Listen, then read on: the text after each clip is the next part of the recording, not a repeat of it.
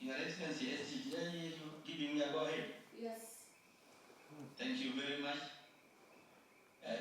Excellency, Dr. William Ruto, President of the Republic of Kenya, and Chairperson of EAC. Circulate the agenda for this meeting? Yes, Excellency, but I can recap the agenda. It's a singular agenda. Since there are only two members outside the facilitators, I will take it that that is the agenda and we can move to the next item. We can now move to the closed session. What has been achieved and challenges in the Luanda and Nairobi processes allow me to call for briefings as follows. And I want to ask Bankole now to provide a briefing on the Luanda process, and then I will take the other briefing on the Nairobi process. Commissioner Bankole, if you are with us, please proceed.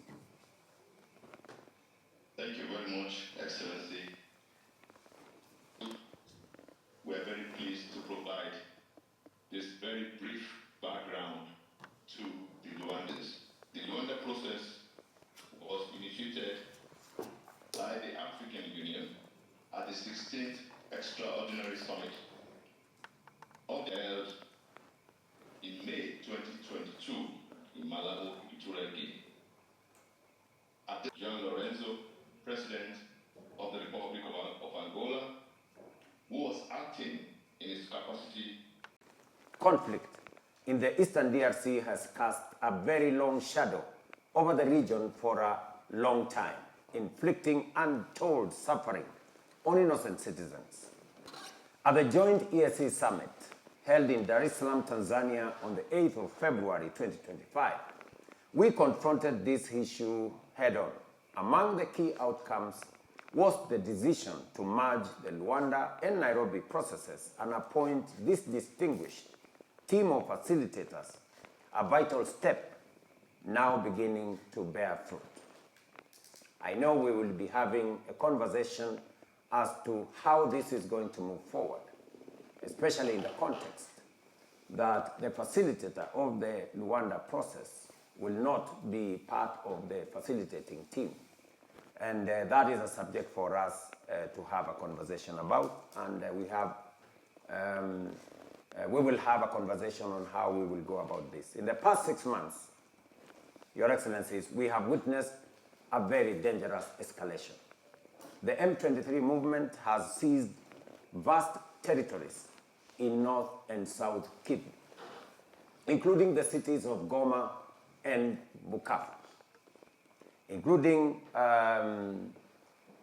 raising serious obstacles on humanitarian access that have been severely hampered as warring factions adopt increasingly hardline positions.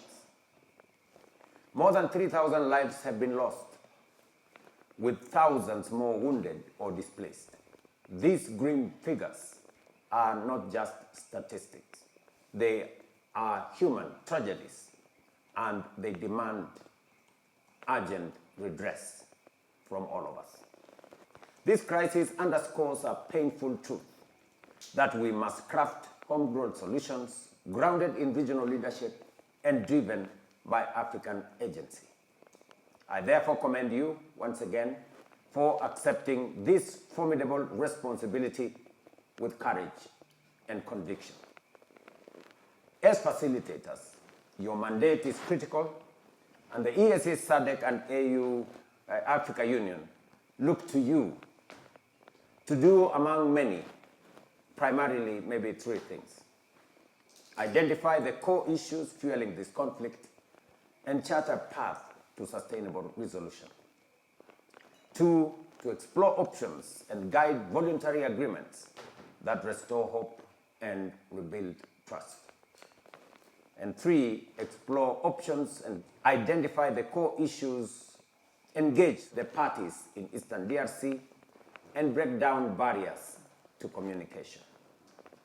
Excellencies, we will refine this mandate, taking into context your experiences as senior leaders in our continent, and we will continuously work with you to make sure that this responsibility and this task is discharged.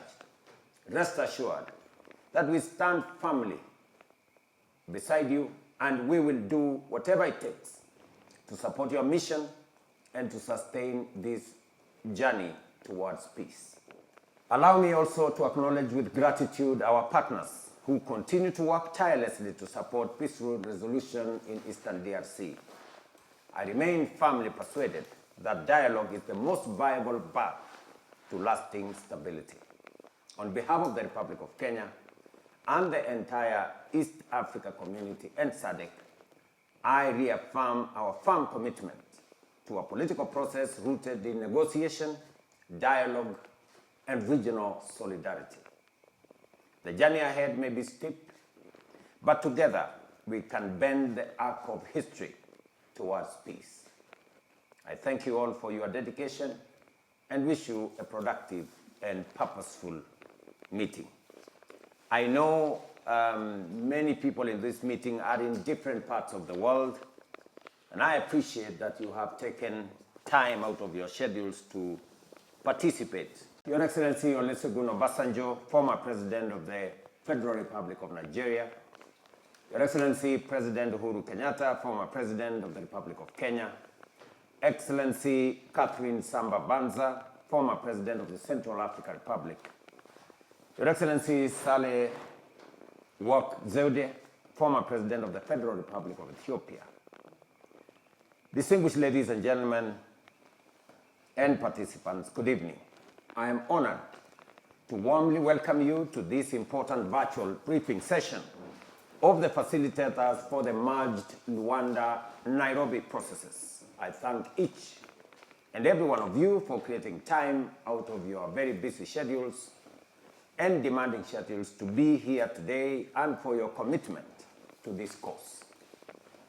I extend my deep appreciation to my co-chair, though he is not able to attend this evening, His Excellency President Emmerson Mnangagwa, for his steadfast leadership, and to the African Union for standing firmly behind this effort.